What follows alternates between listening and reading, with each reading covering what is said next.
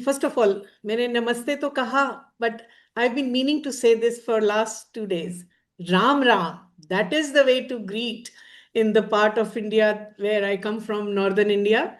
Ram Ram is the greeting. So especially today, Ramanavami day. So Ramkatha. The topic, don't go by what the topic says, Ramkatha, a living tradition. I just want to focus on 2, 3 aspects of it. How it is a living tradition and how it has been kept alive through arts. That's the focus I want to take. And I just want to show a few examples across India so that we have a sense of that this is also how Sri Aurobindo says Ramayana has been, and even Mahabharata. I mean, they both have been used also as a way to unite on a Sanskritic level, on a cultural level, the very distant regions of India. That's why we have, Rameshwaram and so many people in southern India with names related to Ram and things like that. And right from Kashmir to Rameshwaram to Dhanushkoti onwards. So up to Sri Lanka. So this is the idea, how it has been kept as a living tradition. So first of all, Sri Aurobindo speaks of Rama as the avatar of Sattvic mind, the one who is, and like all avatars, he has come to give a new dharma, which is the dharma related to or relevant to the aspect of Sattvic mind. So we saw maybe in some of the presentations earlier that he was here to help humanity see how important it is to establish an order within and an order outside, a sattvic order of harmonious mental, emotional, moral parts of the being. So Sri Aurobindo insists, was acting, whatever choices he made was choices based on his dharma as a prince, as a brother, as all the roles that he was playing in, but they were also aligned with the dharma of the age, dharma of the jati in which he was born or in which he was working, the kshatriya, the kshatriya dharma that he was fulfilling. And also the dharma that was suitable, appropriate for the kula. So there is the kula, the Raghukul Vansha, and the Yuga, the Yug Dharma. But then when we read Ramayana closely or Ramayan's versions closely, we find that so many times he also pushes the Dharma. He also goes beyond what was the norm and he establishes a new Dharma. For example, somebody pointed out, I think the other day, about Ek Patni Vrat, right? That was a new thing that he had, new norm that he had established, pushing beyond what was acceptable in the Kshatriya Dharma to have many wives. So it's choices like these, it's decisions like these that have made him such an endearing and almost like timeless character that people can connect with these kinds of choices and these kinds of decision-making process.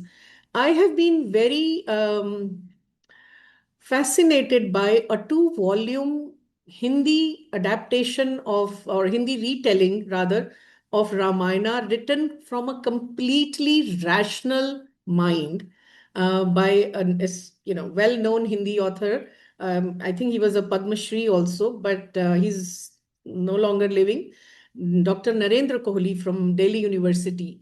He had written a novel called Abhyuday, and he totally explains Ram's choices from a totally rational perspective. Why he makes certain choices, whether it is killing of the Bali or anything like that. So that's the thing, that's how one of the ways this Ram Katha's tradition has been kept alive is through retellings in literature. And we saw a few examples from an experiential level also, what Rajeshwari Di was sharing, and also from what Lakshmi Jyoti was sharing in terms of how in Telugu literature, the idea of Ram Katha has been taken over, by Molla and given new turns, given new twists. Another aspect through which Ram Katha has been kept alive is through painting. So there are schools of painting in India rather, which have totally dedicated themselves to illustrating or portraying everything from the Ramayana in different paintings. So we've had tradition of illustrated Ramayana. We've had traditions of miniature schools, of painting, taking episodes from Ramayana. There is a Mewar illustrated Ramayana. All miniature schools have had this thing. But I recently came across something very new, and I wanted to bring these two in my show and tell. I don't know if it is coming clearly or not. But this is, I'll just read it out. This is the illustrated Ramayana, the timeless epic of duty, love, and redemption. So what they have done is they've taken the old paintings. They have not done many new paintings. They have, just sort of, the new thing is the digital stuff that they have done. So here you have the text and then you have the paintings. So I'll just flip few pages like that, right? So the entire Valmiki Ramayana, they've made this into a new illustrated. But when you see the old illustrated books, you can get them from like National Museum folios. The paintings that were done for the illustrated versions, they are now being sold as folios, or they're being preserved by these museums. That's very fascinating to go through those things. And I have few which I didn't bring here today because I wanted to highlight something else I've recently discovered. So Valmiki Ramayana, yes, has been, that's the seed, that's the source. But in India, we've also had a tradition of, illustrating. At least this is something new I discovered 2 years ago. There has been a tradition of illustrating Tulsidas's Ramcharitmanas also. So Ramcharitmanas was written in 16th century, end of 15th, 16th century. About 2 centuries later, the Maharaja of Banaras hired, I think within a year or two after he becomes, and his name was Udit Narayan. He hired hundreds of painters and scribes to create the best possible ever illustrated Ramcharitmanas. So it first came out in 7 volumes. It took them about 16 years to finish that work. It took them, the 7 volumes were about 1,000, 1,100 pages, something like that, 1,100 pages. Each of the Ramcharitmanas Kand was, selected verses were scribed, were written, and the paintings were done. And I first saw them at Bangalore, at the Museum of Art and Photography. Before that, I did not even know about this. And they have come out with a book. They did an exhibition, which I obviously did not know, but they have come out with a book, which they are now selling. So this is called the Book of Gold. Why? Because painters were asked to use a lot of gold. So they said this is like the Kanchan edition of Ramcharitmanas. That's what the name was, the Kanchan Granth, the Kanchan Ramcharitmanas. And I just want to show one example. This is how the entire, they say about 500 to 700 paintings were there. Look at the detail. Look at this details of this work. This is how it is. And I want to show how the whole 7 volumes might have looked. One side text and one side illustrated, the painting. And then you have these gold borders, which makes it the Book of Gold, the Kanchan Kavya, right? So the Kanchan Granth Ramcharitmanas. Apparently, there have been other illustrated Ramcharitmanas as well. But I've been slowly, because it's so precious, well, it's also very expensive, but I just felt like it's a good investment and it's a good way to support. This is the only museum that went in search of those paintings. And they have, their display is very nice. They are not, because the originals are so fragile. So they have digitized them and they keep rotating in digital panels. So you just stand there and you can look at every detail, and spend time there. This is how, using modern technology, such beautiful old works of Ramkatha are again being made available, being preserved, and being, more and more people are coming to know this. So in our culture, we have always had this idea of why, because Ramkatha has to go everywhere. So at one point of time, there were ancient, these ballads, kathakars, they would go from place to place, telling the story of Ram, because the idea of, how to make right choices, how to conduct oneself, dharma, teaching of dharma was important to each and every level, each and every, no marginalized person should be, everyone should have the opportunity to learn from these things. That's why these things were done. This is about the visual arts. Because time is short, so I'm running a little quickly. Also, I would just want to, in terms of visual arts, I also want to say, again, I don't want to talk about things that I've only read about. I want to focus on things that I've personally seen and experienced. In Kalakshetra in Chennai, which is one of the oldest cultural institution we have in southern India of teaching classical dance, in particular Bharatnatyam, and also visual arts, performing arts, and some visual arts. So one of the visual arts that they focus on is Kalamkari, which is an art originating from Andhra Pradesh.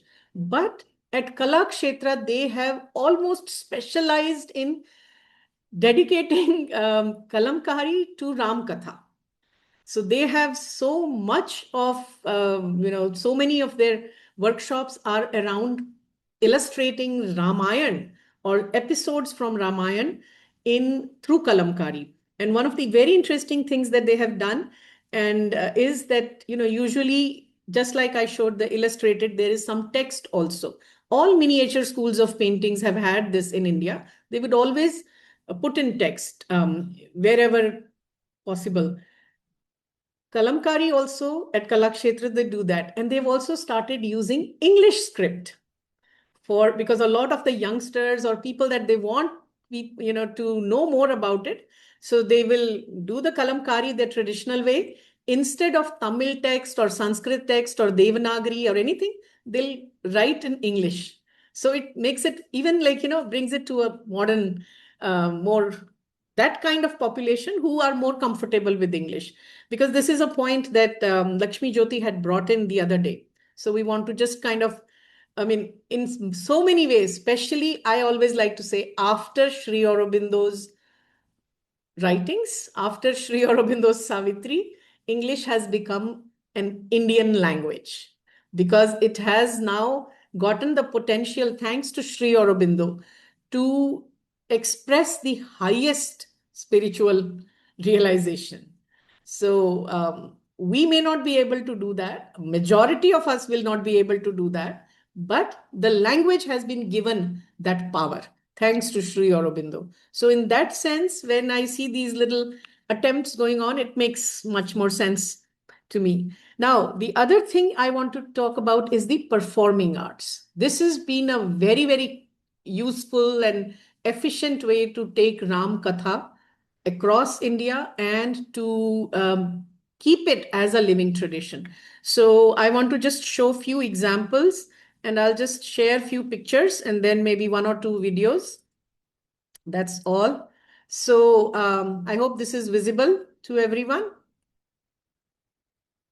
Yes, visible, correct? So let me just visible. Okay. So Yes, we all yes. yes, so we all know about Ram Leela.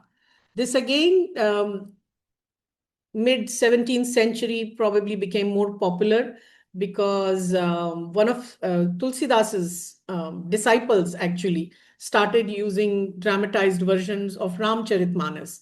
And in around, I have the date here, in 2005, this traditional Ram Leela was given this, accepted by UNESCO as part of the intangible cultural heritage of humanity. So growing up in Delhi, this was something quite, almost every Navaratri, we would go to our neighborhood Ram Leela. So I've seen so many of these Ram Leelas. But one of the best Ram Leelas that I've seen, and usually they would last all 9 days with grand Dashahara Vijayadashmi celebration on 10th day with the procession and everything, and the actors who will be playing Ram, Lakshman, they will be on a rath, and it was like just amazing experience for 9 nights and plus the 10th day of Dashahara. But in Delhi, there has also been a tradition of which started in 1957, and I want to show a little video clip of that. Sri Ram Bharatiya Kala Kendra has been performing for the last 70 plus years, almost 70 years now, 3 hour production of what they call today as simply Sri Ram. It used to have a different name, but over the last maybe 10, 15 years, only it's called Sri Ram. Even during the COVID peak time when everything was closed, their rehearsals were going on.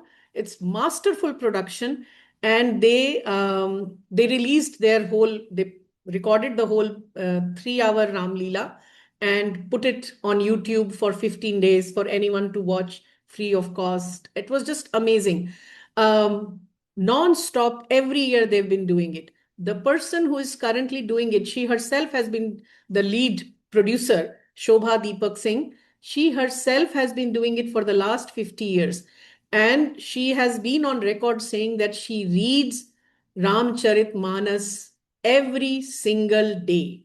The point I want to bring is that it is not something that she's doing as a producer and to make money out of this. This is her sadhana. So she's involved at every step of the way, with technical to costumes and everything. So one has to just experience that. And I'll just show a little clip of that Ram Leela.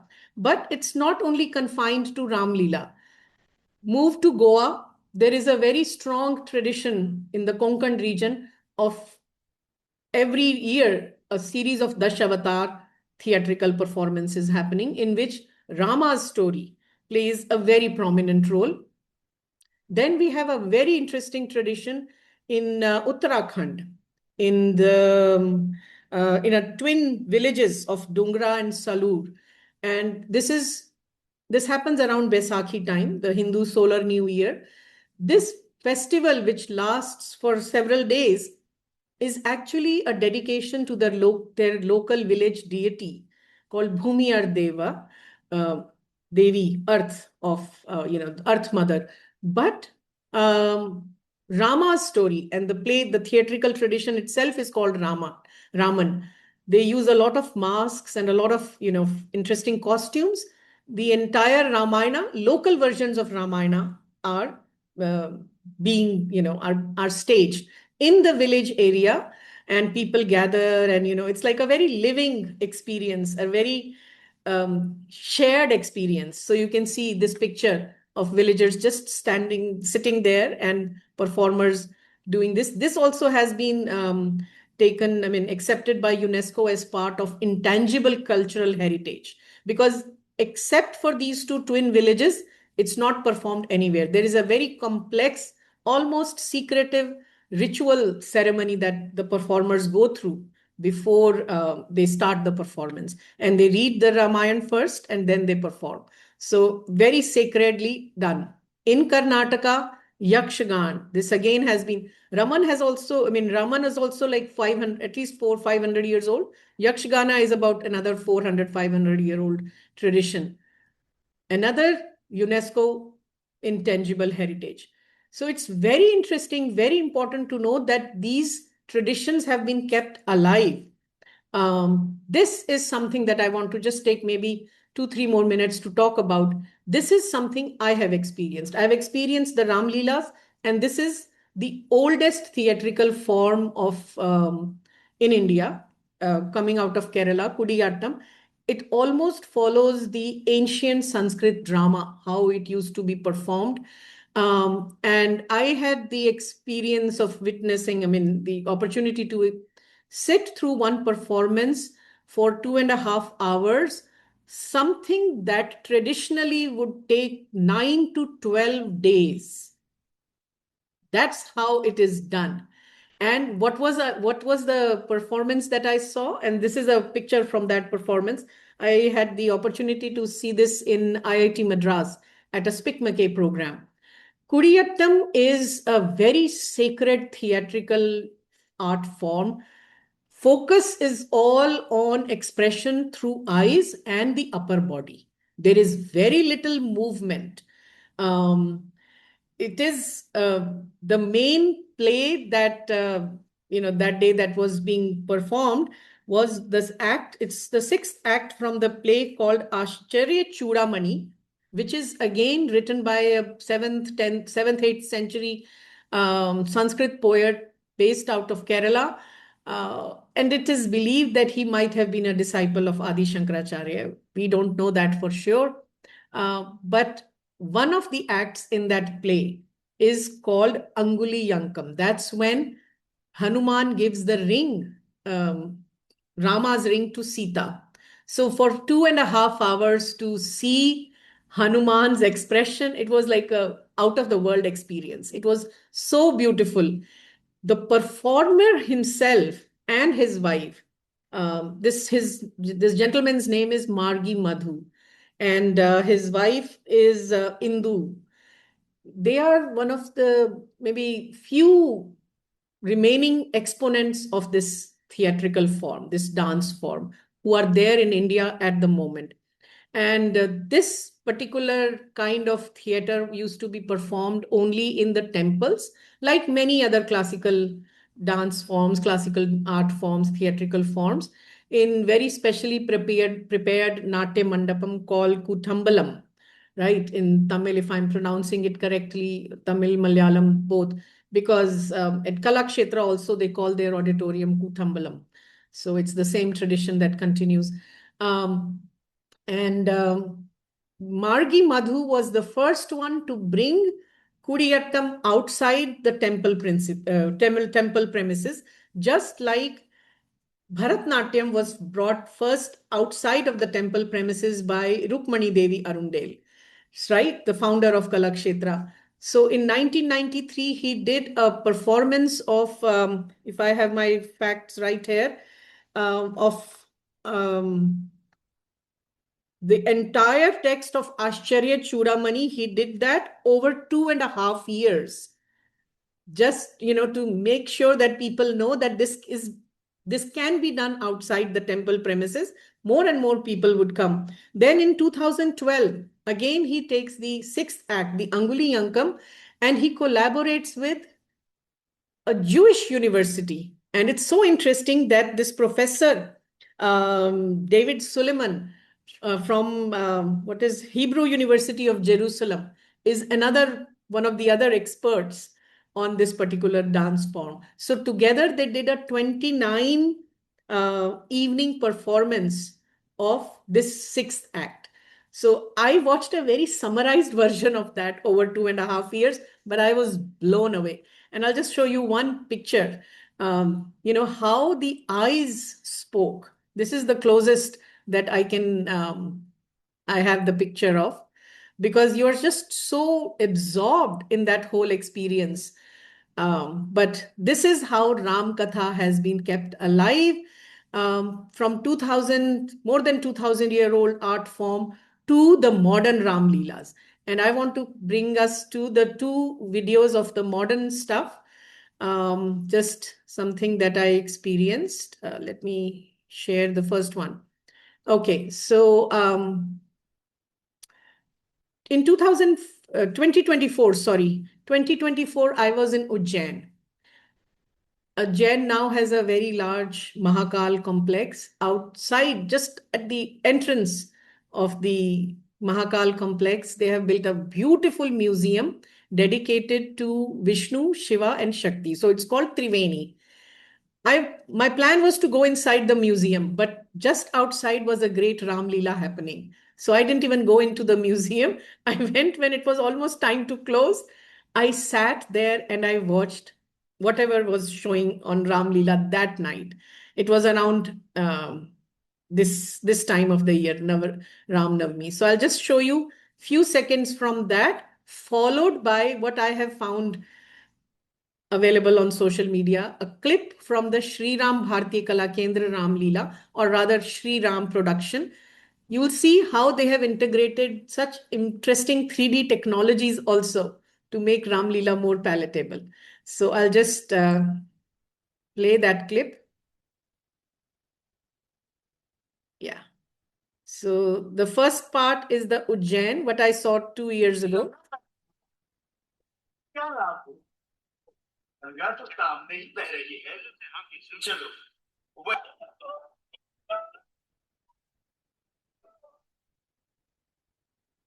पाहि पाहि पाहि मां, शरण प्रभु शरण। भगवान, ये लंकापति रावण के छोटे भाई, जय हो प्रभु। अपने बड़े भाई को मैंने लाख समझाया कि वो आपसे बैर न ले, पर वो न माना। मैं अन्याय से मुक्त होकर आपकी शरण आया हूं प्रभु।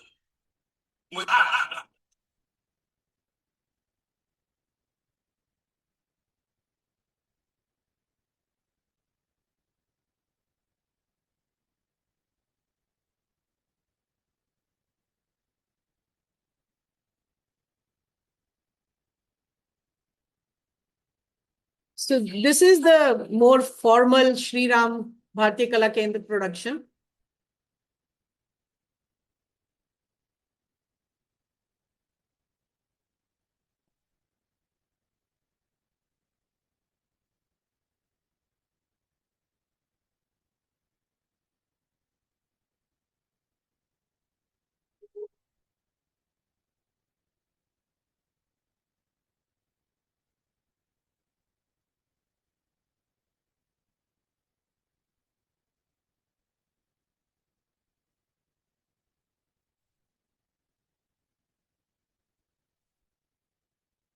Were you able to hear that? I'm sorry. Not the last part, not Okay. the Yeah. first dialogues we heard. Okay, so maybe the sound was, but let me share another video, which I'll make sure that the sound is on this time. Then last year, just few months back, in December, I was in Chennai. Now, I mentioned about Kalakshetra for the Kalamkari.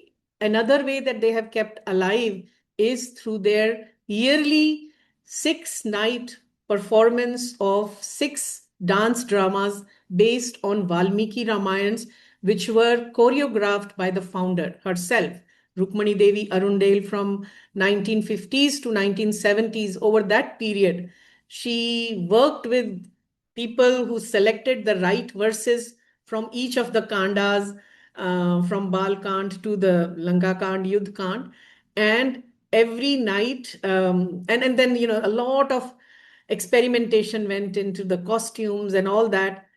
To this day, they have been performing, and according to one thing that I read, one article I read, they say almost 99% same similarity with what used to happen when she was there herself, in terms of transitions, in terms of costumes, in terms of stage movements.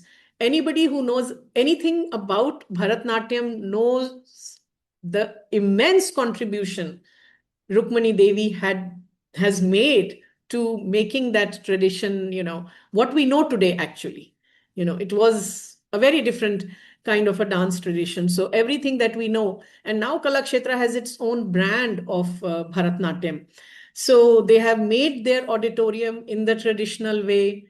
They do 6 productions, and I'll just read out what they are called.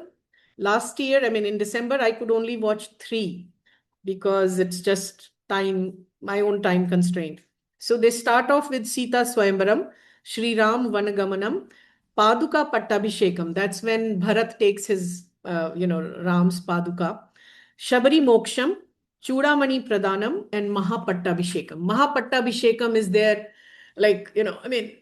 every there was no place. People were just even waiting outside. They had no tickets. It was just amazing. So I want to show one clip from that. And it's an amazing experience. The sacredness with which they perform every day. There is a Rang Puja happens, which is how Natya Shastra speaks of how you do the puja for the stage. the live music and the sacredness. And, we are not supposed to wear chappals inside the auditorium. That itself sets the right tone, right? You're going to a temple. It's where puja is going to be performed.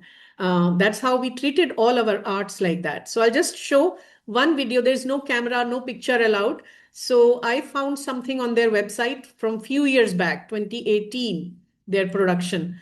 Just 2 minutes of that, and then I'll pause. Okay. Just give me a minute.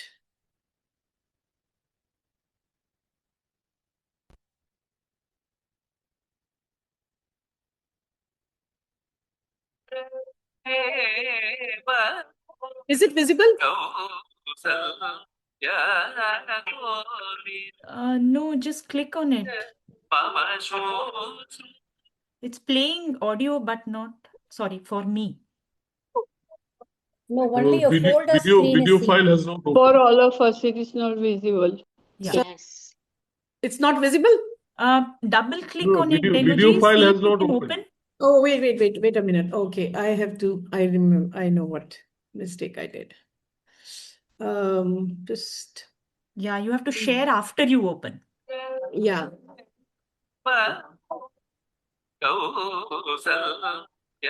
Yeah, all right. Now it should work.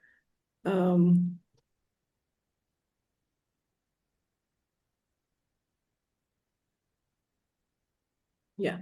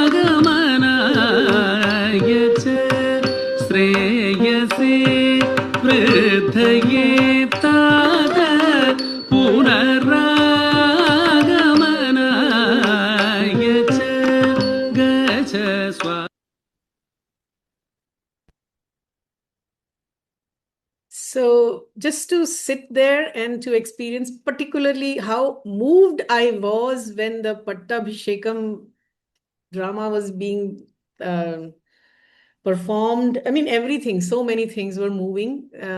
So this was like my way of ringing in the new year last December. But now I'm planning to, this year, I'm hoping with Mother's Grace, I'll go for the first three that I've missed. So at least once in lifetime, if opportunity is there, we should experience it, because this is a living tradition for the last, since 1955. She started with first, then another. Since 1970, all six are being, they're being performed, and it's an experience. So this is how it has been kept alive. I could also talk about movies. I mean, there have been so many movies inspired by this.